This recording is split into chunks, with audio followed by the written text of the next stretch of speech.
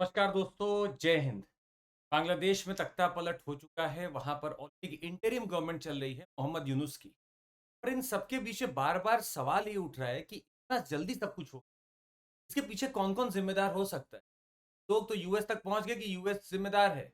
China के ऊपर भी बहुत ज्यादा ठीकरा फोड़ा जा रहा है। आइए समझते हैं, एक छोटी सी खबर सामने आई है पर आपको चौंका सकती है। कैसे एक छोटा सा आइलैंड इतना इंपॉर्टेंट हो सकता है कि कुछ लोग अपने देश से छोड़कर चले जाते हैं और कुछ देश इसको ऑक्यूपाई करना चाहते हैं। What is Bangladesh Saint Martin's islands controversy या क्राइसिस, जिसकी वजह से ये बार बार कहा जा रहा है कि शेख हसीना ने रिजाइन किया है। ये मात्र 9 किलोमीटर दूर है। सदर्न टिप अपने बांग्लादेश के कॉक्स बाजार अगर आप देखेंगे तो बांग्लादेश का बिल्कुल सदर्न मोस्ट पार्ट है। से 9 किलोमीटर अवे है, या तेकनाफ पेनिनसुला से 9 किलोमीटर दूर है। ये आइलैंड बांग्लादेश और म्यांमार के बिल्कुल पास में है। और कहीं ना कहीं ये कारण बन रहा है जियो स्ट्रैटेजिक पूरे ओरिना में। यहां पर यूएस कुछ चाहता था और शेख हसीना इसके खिलाफ थी। बार बार सवाल उठ रहा था, अलग अलग पेपरों में कवर किया गया। दैनिक भास्कर में भी ये बोला गया कि ये 3 वर्ग किलोमीटर की जमीन है। यहाँ 3800 से 10,000 के बीच में आबादी रहती है। और ये तख्ता पलट में बहुत बड़ी वजह सामने आ रही है। यहाँ तक कि हम बाकी के अखबारों में पढ़ रहे थे तो हमें पता चला सेंट मार्टिन का आइलैंड क्या इतना इंपॉर्टेंट है जियो पॉलिटिकली, जियो स्ट्रैटेजिकली, कि यूएस जैसे देश 3 वर्ग किलोमीटर मतलब 3 स्क्वायर किलोमीटर जितनी बड़ी लैंड को हथियाना चाहते थे। बड़ी बात ये इसलिए आ रही है क्योंकि शेख हसीना अब बांग्लादेश में नहीं। उनके बेटे साजिब वाजिद ने ये कहा है, देखिए ये बिल्कुल गलत बात है। ये र्यूमर लगाए जा रहे हैं, ये कंप्लीटली फॉल्स चीज है। पर हमारे पास अखबार और रिपोर्ट्स के हिसाब से बार बार ये आ रहा है कि शेख हसीना ने पिछले कुछ दिनों पहले एक स्पीच दी थी। उसको भले ही अनडिलीवर रखा गया हो या फिर उसको सामने नहीं रखा गया था, पर वहां पर एक दो बातें साफ आ रही थी। क्या वाकई में ऐसा हुआ है? ये सवाल तो उठ रहा था और यहां पता चला कि सेंट मार्टिन का जो आइलैंड है वो कहीं ना कहीं इसके लिए जिम्मेदार हो सकता है। और ये स्पीच में उन्होंने कोशिश की थी ये बोलने की, लोग उनके पीछे पड़े हुए हैं और सेंट मार्टिन आइलैंड को हथियाने में लगे। कोई अपने देश की टेरिटरी किसी को भी क्यों देगा? स्टेटमेंट 2023 के स्पीच में भी मिलता है जहां पर उन्होंने क्लेम किया कि उनको बोला गया है कि आप अगर सेंट मार्टिन का आइलैंड हमें दे दो, टीज आउट कर दो, तो आप सत्ता में बने रह सकते हो, सत्ताधीश बनकर आप आराम से रहो। पर इन्होंने किसी देश का नाम नहीं लिया था उस समय, पर उन्होंने एक चीज जरूर बोली थी। एक व्हाइट मैन अप्रोच किया था शेख हसीना को और वो चाहता था कि सेंट मार्टिन का आइलैंड लीज आउट कर दे। लीज आउट किस लिए कर दे? वहां उनको एयरबेस बनाना था। अभी हम लोग ने लोकेशन देखी। अगर उस लोकेशन पे एयरबेस बन जाता है तो आप ये समझिएगा कि पूरे जियो स्ट्रैटेजिकली इंडो पैसिफिक रीजन में यूएस एक बहुत बड़ा प्लेयर बन के सामने आ सकता है। म्यांमार के बिल्कुल पास, बांग्लादेश के बिल्कुल पास।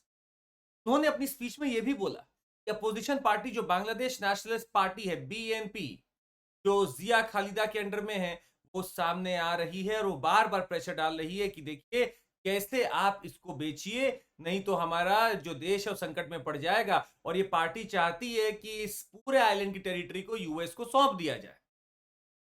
ये पावर में आए भी थे गैस बेच, पावर में आए भी थे जमीन बेचकर, और इसीलिए शेख हसीना ने बोला कि हम अपनी सॉवरेंटी और इंटेग्रिटी किसी के हाथ में नहीं।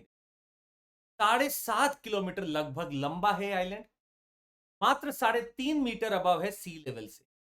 और ये बांग्लादेश का एक लौता ऐसा कोरल आइलैंड है जहां पर ये चीजें दिख रही हैं। सी टर्टल्स वहां पर ब्रीड करते हैं। 10 से 15 किलोमीटर यहां पे रीफ भी हमें दिखती हैं।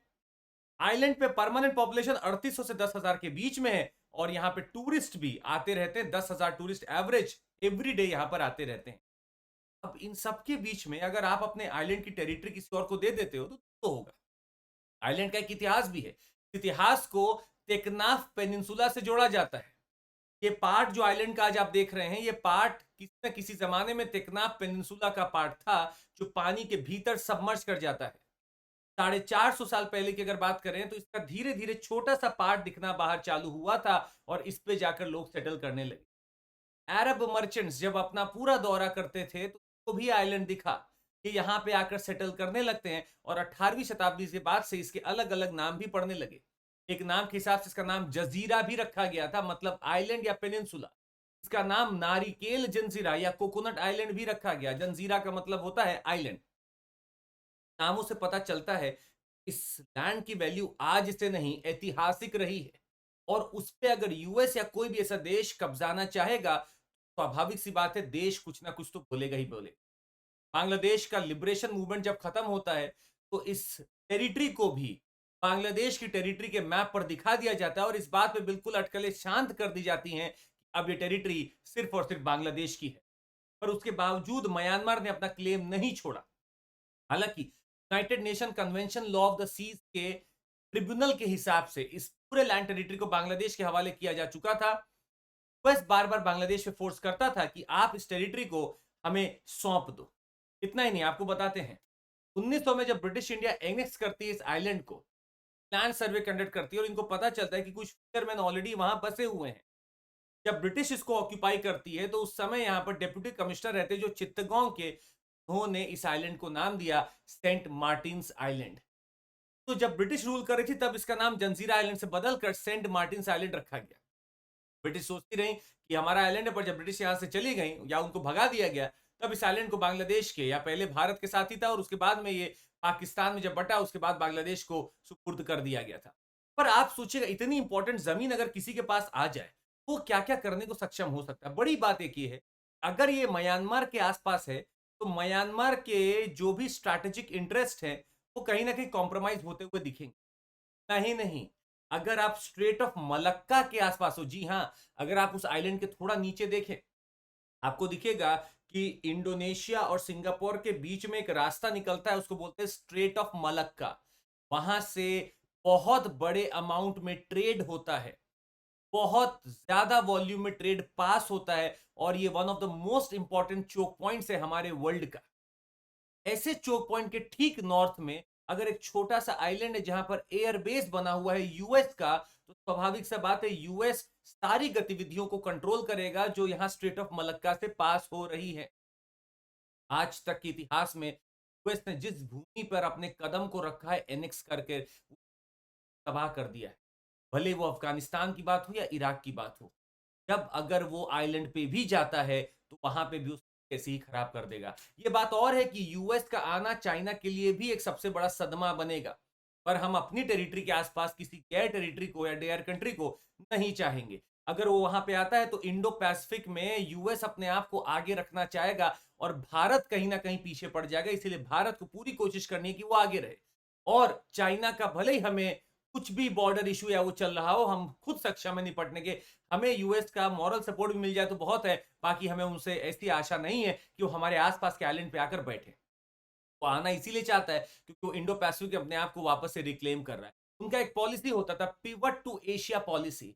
उस पिवट टू एशिया पॉलिसी में वो साउथ ईस्ट एशिया के ऊपर फोकस करने लगा, म्यांमार के ऊपर फोकस करने लगा। आज म्यांमार की आप हालत देख सकते हैं, वहां पर जनता रूल आ चुका है। इसीलिए यूएस भाई साहब आप जहां है वहीं बैठे हैं और इस आइलैंड को आप बांग्लादेश के हवाले ही रहने दें। पर अगर नई सरकार आती है और अगर नई सरकार ने इस आइलैंड को दे दिया यूएस को लीज पर, तो वहां पे एयरबेस बनना तय है और हमारे फॉरेन अफेयर्स के डिप्लोमेसी चीज में बहुत बदलाव होगा, क्योंकि बिल्कुल आपके पास में यूएस आकर बेस बनाकर बैठ जाएगा। वो ट्रेड रूट पर ध्यान देगा, नेविगेशन रूट पर ध्यान देगा, जो आसपास मिलिट्री एक्सरसाइज हो रही है उस पर ध्यान देगा, चाइना को काउंटर करेगा। भारत के लिए वैसे अच्छा होगा, पर अगर वो यूएस अपने सही रंग को दिखाएगा तो भारत के लिए भी कहीं ना कहीं वो प्रॉब्लम्स खड़ी करती हुई दिखेगा। ये इस टेरिटरी का होना उनके लोगों के पास ही ज्यादा। सेंट मार्टिन आइलैंड के पास एक और चीज का लोकेशन तो आपने देखा ही। आपको बता दें ये बांग्लादेश की इकोनॉमी में भी बहुत सपोर्ट करता है। यहाँ टूरिस्ट हर दिन लगभग 10,000 टूरिस्ट यहाँ विजिट करते हैं। ये चाइनीज इन्वेस्टमेंट को सर्विलांस के घेरे में भी रखेगा। और बड़ी बात आपको बता दें, पूरे रीजन के आसपास एक बड़ा एक्सक्लूसिव इकोनॉमिक जोन है बांग्लादेश का। जी हाँ, बांग्लादेश और इस आइलैंड की अगर आप बेस लाइन देखें तो बेस लाइन से 200 नॉटिकल माइल तक इनका एक्सक्लूसिव इकोनॉमिक जोन है, जो इसको बेहतरीन मरीन रिसोर्सेज, फिश, ऑयल और गैस का जमावड़ा भी है। कॉक्स बाजार एरिया को अगर आप देखेंगे मैप पे, कॉक्स बाजार एक बेहतरीन रिसोर्स का फील्ड है जहां ऑयल और गैस मिलते हैं। और अगर ये यूएस के हाथ में जाता है तो इतना बड़ा ऑयल और गैस का भंडार यूएस के पास चला जाएगा, जो हमारे लिए खुद में एक बहुत बड़ा प्रॉब्लम बन सकता है।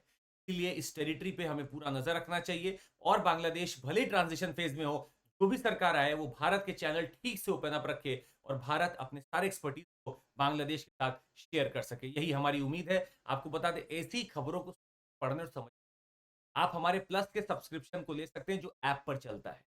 बेहतरीन पढ़ाई होती है। आप मात्र 24,999 रुपए में कोर्स ले सकते हैं, क्या आपका 12 महीने तक चल सकता है। आपको बता दें, कोड इसके लिए आपको यूज करना होगा, वो कोड है CMC। अगर आपको जुड़ना है हमारे साथ ऑप्शनल क्लासेस में, तो ज्योग्राफी क्लासेस हमारी चल रही है ऑप्शनल की, आप वो भी देख सकते हैं। आपको फ्रीडम बैच मिलेगा इंग्लिश में, जो 15 तारीख से चालू हो चुका है।